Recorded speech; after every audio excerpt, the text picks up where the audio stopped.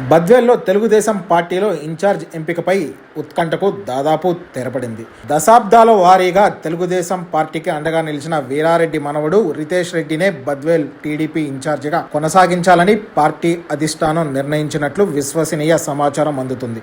ఇటీవల బద్వేల్లోని రాఘవేంద్ర గార్డెన్స్లో ఇన్ఛార్జ్ మంత్రి సవితా సమక్షంలో నిర్వహించిన అభిప్రాయ సేకరణలో పార్టీ నాయకులు, కార్యకర్తలు భారీగా పాల్గొన్నారు.